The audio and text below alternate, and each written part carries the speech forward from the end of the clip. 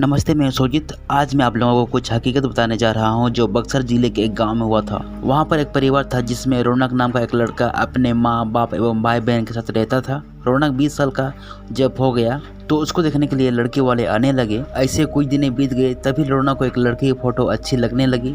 उसने अपने माँ को बोला, माँ मैं इसी से शादी करूंगा, और बोलता भी क्यों नहीं, क्योंकि हर लड़के की ख्वाहिश होती है रौनक की औरत सुंदर और संस्कारी हो, ताकि किसी के सामने भी ले जाने से उसके सम्मान भी बढ़े। रौनक की माँ ने बोला, ठीक है बेटा, मैं तुम्हारी शादी इसी लड़की के साथ कराऊंगा, और लड़की के पिता को हाँ बोल दिया। कुछ दिन बाद उसकी शादी का दिन आ गया। वह बहुत खुश था क्योंकि उसकी हल्दी मेहंदी और संगीत से घर में खुशी छाई हुई थी। सारे मेहमान से उसका घर भर गया था। वो मन ही मन सोच रहा था कि मैं अपने औरत को घर से बाहर घुमाने ले जाऊंगा और दोस्तों के साथ खूब बातें भी करूंगा कि देखिए मेरे औरत लाखों में से एक है। रौनक के मन ही मन लड्डू फूट रहे थे। और उस दिन उसका इंतजार भी खत्म हो गया क्योंकि उस दिन उसकी शादी हो रही थी।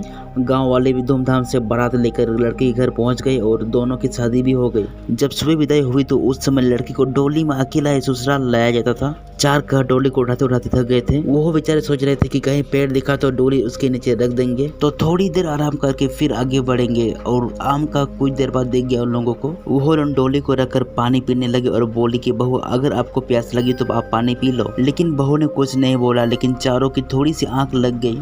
तभी उस पेड़ की चुड़ैल उतरी और दुल्हन को मारकर उसके अंदर आ गई और डोली में बैठ गई। क्योंकि दोपहर का समय था, थोड़ी देर बाद अपने ससुराल आ गई। लोकचर होने के बाद जब रात हुई तो रौनक अपने कमरे में आ गया। जब वो अपने बिस्तर में बैठकर दुल्हन से बातें कर रहा था, तभी उससे जोर जोर से प्यास लगी। रौनक ने कहा, मैं पानी ही पीकर आता हूँ। दुल्हन ने बोला, आप बैठो, मैं पानी दे रही हूँ। इतना कहकर उसने अपना हाथ लंबा करके कुएं से पानी निकालकर उसको दे दिया।